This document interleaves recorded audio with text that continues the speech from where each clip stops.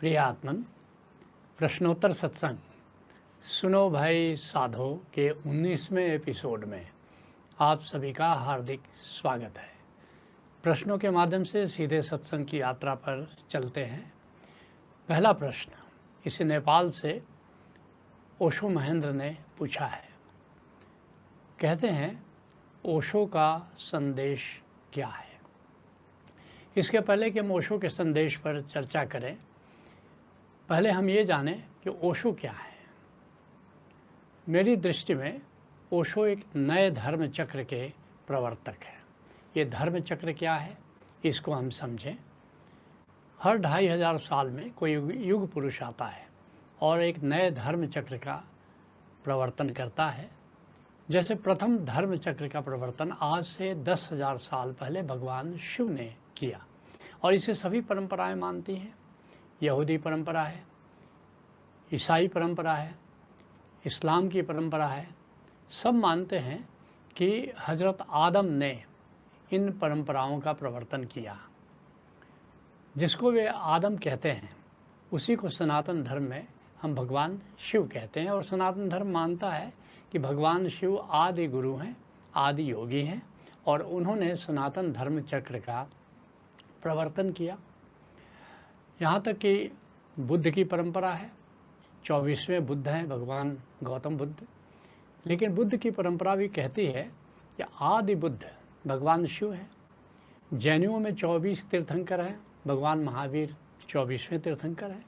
लेकिन जैन परंपरा मानती है कि उनका उद्भव आदिनाथ से हुआ है और ये आदिनाथ भगवान शिव का ही नाम है। तो प्रथम धर्म चक्र का प्रवर्तन भगवान शिव ने किया, ऐसा सभी परंपराएं मानती हैं।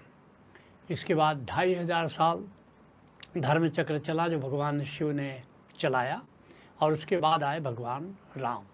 भगवान विष्णु के अवतार माने जाते हैं और दूसरे धर्म चक्र का प्रवर्तन भगवान राम ने किया जो लगभग 2500 साल तक जीवंत रूप में चला।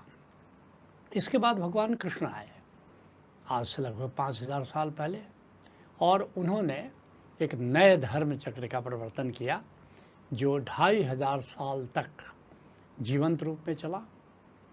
इसके बाद आज से लगभग 2500 साल पहले भगवान बुद्ध आए और उन्होंने एक नए धर्म चक्र का प्रवर्तन किया जो लगभग 2500 साल तक जीवंत रूप में चला। और आधुनिक काल में ओशो आए जिन्होंने एक नए धर्म चक्र का प्रवर्तन किया जो जीवंत रूप में आगे 2500 साल तक चलने वाला है। कई लोग ऐसा मानते हैं, ऐसा कहते हैं और सत्य भी है कि ओशो एक संबुद्ध सद्गुरु हैं, एक एनलाइटेंड मास्टर हैं और उन्होंने 6000 से ज़्यादा प्रवचन दिए जिस पर 650 पुस्तकों का संकलन हुआ और इस तरह वे 650 किताबों के रचयिता माने जाते हैं। ओशो एक बहुमुखी प्रतिभा के धनी हैं, एक निर्भीक और प्रखर वक्ता हैं। उनका प्रभाव आज भी उनके विदा होने के बाद भी बहुत ज़्यादा है और जैसे जैसे समय बीतता जा रहा है ओशो छाते जा रहे हैं पूरी दुनिया में। इसलिए कह सकते हो ओशो एक युग पुरुष हैं जिन्होंने इस युग के लिए महत्वपूर्ण संदेश दिए जिसे उन्होंने कई तरह से स्वयं ही व्यक्त किए।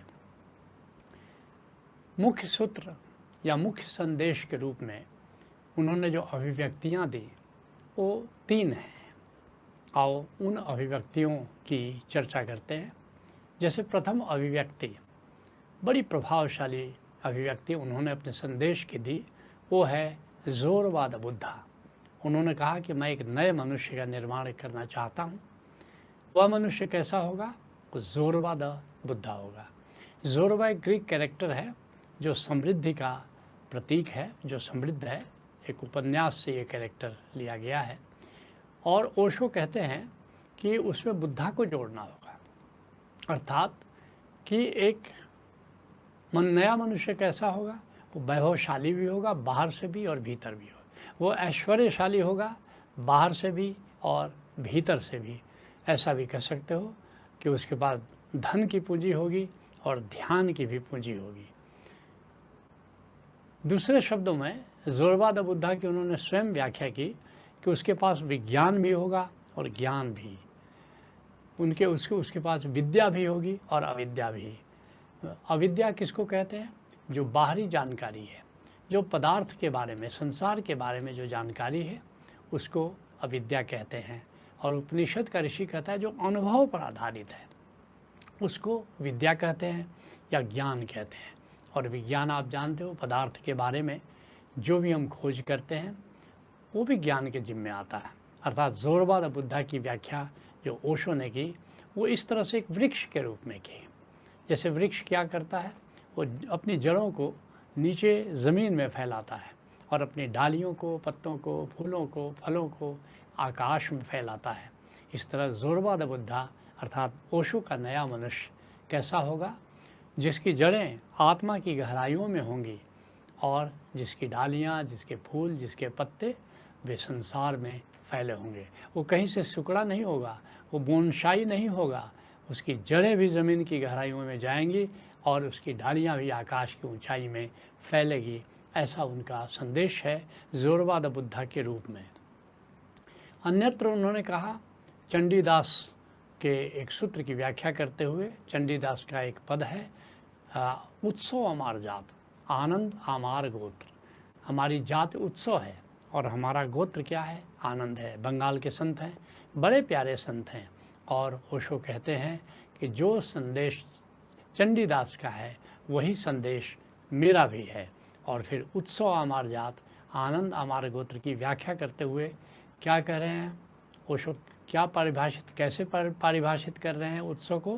कहते हैं कि जो समष्टि से, अस्तित्व से, उसकी पूरी सृष्टि से जो प्रेम करने लगते हो, अर्थात गोविंद तो निराकार है लेकिन सृष्टि की रचना, जिस सृष्टि की रचना गोविंद ने की है वह आकार है। तो जब हम समष्टि की बात कर रहे हैं या ओशो जब समष्टि की बात कर रहे हैं तो उनका तात्पर्य आकार और निराकार दोनों से है। और जब समष्टि के प्रेम में पड़ते हो तो उसका नाम उत्सव है। अर्थात प्रेम पूरी समष्टि के प्रति विस्तार है। जो उत्सव है वो प्रेम का ही विस्तार है, जब हम पूरी समष्टि के प्रति अपने प्रेम को विस्तार देते हैं। और फिर आनंद की व्याख्या ओशो कैसे करते हैं कि जो आत्म तृप्त हो गया, जो भीतर ही तृप्त हो गया, जिसको अब तृप्ति के लिए बाहर निर्भरता नहीं रही, जो आत्म तृप्त है, आत्मिक रूप से जो प्रफुल्ल है, या आत्मिक प्रफुल्लता ही आनंद है, जिसके लिए अष्टावक्र कहते हैं आपदः संपदः काले दैवा दैवेति निश्चय। कहते हैं कि बाहर लहरें हैं, कभी आपदा, कभी संपदा, कभी दुख, कभी सुख, ये लहरों की तरह आते जाते हैं। लेकिन कहते हैं आपदः संपदः काले दैवा दैवेति निश्चय, ये संतुलन के नियम के अनुसार, दैव के नियम के अनुसार ये आते जाते रहते हैं। लेकिन तृप्त स्वस्थेन्द्रियो नित्यम न शोचति न कांक्षति, लेकिन जो भीतर तृप्त है, जो कभी शोक नहीं करता, जो कामना नहीं करता, जो घटनाएं घटी अतीत में उसके लिए शोक नहीं करता, और जो आगे आने वाला है उसके लिए वो कभी कामना नहीं करता, जो भीतर से आत्म तृप्त रहता है, इसको, इस आत्म तृप्ति को ही ओशो ने आनंद कहा है। इसको अन्यत्र गुरु गोरखनाथ पर बोलते हुए उन्होंने कहा कि मेरा संदेश क्या है? कहते जो गोरखनाथ का संदेश है वही मेरा संदेश है। गोरखनाथ का संदेश क्या है? हंसिबा खेलिबा करीबा ध्यानम। हंसिबा का क्या अर्थ हुआ? उत्सव में जियो, पूरी तरह हंसते हुए सुखपूर्वक उत्सवपूर्वक जीवन को जियो, और ये है हंसिबा। हंसते रहो, दुख किस बात का, चिंता किस बात की, हंसते हुए उत्सवपूर्वक जीवन को जियो, जीवन को उत्सव बना लो, ये अर्थ हंसिबा का उन्होंने दिया। और खेलिबा का अर्थ क्या दिया? खेलिबा का अर्थ है कि क्रीड़ा में जियो, क्रीड़ा करो। ये कहा है हमारे ऋषियों ने, ये क्या है? लीला है। यह जीवन क्या है? ये सृष्टि क्या है? ये लीला है, जिसको अध्यात्म उपनिषद में ऋषि कहता है कि कर्मे वो क्रीड़ा, ये कर्म को क्रीड़ा समझो। ओशो कहते इसको अभिनय की तरह जीवन को जियो। जो भी कर्म करते हो तो सीरियस होने की ज़रूरत नहीं है, बस एक लीला चल रही है, तुम उस लीला के अंग बन जाओ, उस लीला में सहभागी बन जाओ और अपने कर्मों को क्रीड़ा बना लो। जैसे खिलाड़ी है, खेलता है, ठीक है, जीत हार उसमें है, लेकिन वो खेल का आनंद लेता है। नाउ एंड हियर में जब भी तुम खेल खेलोगे तो देखोगे कि तुम अभी और यहीं में आ जाते हो। नाउ एंड हियर मुझे खेल से बड़ा प्रिय है। मैं प्रतिदिन आधा घंटा टेबल टेनिस खेलता हूँ और मैं देखता हूँ कि किस तरह नाउ एंड हियर में इतना मज़ा आता है कि बस जैसे आप टेबल टेनिस खेल रहे हो, जैसे फुटबॉल खेल रहे हो, क्रिकेट खेल रहे हो, कितना मज़ा आता है। ठीक ऐसे ही कर्म करो। जब कर्म तो करो तो क्रीड़ा की तरह लो और करने का मज़ा लो।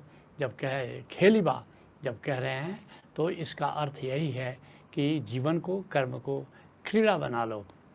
और फिर क्या कहते हैं गोरखनाथ, धरिबा ध्यानम, अर्थात आनंद में जियो। ध्यान के माध्यम से अब भीतर आत्मा की गहराइयों में जाओ और वहाँ पर आनंद को जानो और उस आनंद में जियो। तो इस तरह गोरखनाथ कहते हैं। ठीक वही बात ओशो कहते हैं कि आनंद, उत्सव और क्रीड़ा में जियो, हंसबा, खेलिबा, धरिबा, ध्यानम। लेकिन अब आओ योग की भाषा में जानते हैं कि हंसिबा, खेलिबा, धरिबा, ध्यानम का क्या अर्थ है। जब गोरखनाथ हंसिबा की बात कर रहे हैं या ओशो हंसिबा की बात कर रहे हैं तो हमने बताया कि उसका क्या अर्थ, लेकिन योग की भाषा में क्या अर्थ है। तो योग की भाषा में जब ध्यान की बात हो रही है तो ध्यान का अर्थ है ज्ञान योग। ज्ञान योग क्या है? स्वयं को आत्मा के रूप में जानना। तो ध्यान क्या करता है? आत्मा के तल पर ले जाता है। वहाँ तुम आत्मा से परिचित होते हो, आत्मा का अनुभव करते हो और फिर यात्रा पर चलते चलते जानते हो कि मैं आत्मा हूँ। यही ज्ञान योग है और इसके लिए ओशो धारा ने 14 तल के समाधि कार्यक्रमों का निर्माण किया है, ध्यान समाधि से लेकर निर्वाण समाधि तक। दूसरा हंसिबा अर्थात भक्ति योग का मार्ग, क्योंकि हंसिबा का अर्थ क्या बताया ओशो ने या हमने बताया कि ये हंसिबा का अर्थ है उत्सवपूर्ण जियो। लेकिन उत्सवपूर्ण जीने के लिए क्या करना होगा? किस मार्ग से चलना होगा? भक्ति योग के मार्ग से चलना होगा। भक्ति योग क्या है? ब्रह्म को जानो, परमात्मा को जानो और उसकी प्रीत में पढ़ो, उसके प्रेम में पढ़ो। ये है भक्ति योग का मार्ग, जिसके लिए ओशो धारा ने 14 तल के सुमिरन कार्यक्रम निर्मित किए हैं, जहाँ हम ब्रह्म को जानते हैं और ब्रह्म के प्रेम में पढ़ते हैं। और फिर योग की दृष्टि से जो खेलिबा है, इसका क्या अर्थ है? इसको योग की भाषा में कर्म योग कहते हैं। कर्मण्येवाधिकारस्ते मां फलेषु कदाचन। अब क्रीड़ा की तरह कर्म को लो, संसारी फल का मज़ा लेता है, लेकिन जो योगी है वो कर्म करने का मज़ा लेता है, जिसके लिए ओशो धारा ने 27 प्रज्ञा कार्यक्रम निर्मित किए हैं कि कैसे हम कर्मयोग के माध्यम से जीवन को समृद्ध बना सकते हैं। लेकिन ओशो के बाद का जो परिदृश्य है उस पर थोड़ा एक नज़र डालें। जब भी कोई इस तरह बुद्ध पुरुष आता है, युग पुरुष आता है, तो उसके बाद तुम देखोगे कि करीब करीब 2 प्रकार से उसकी परंपरा बढ़ जाती है।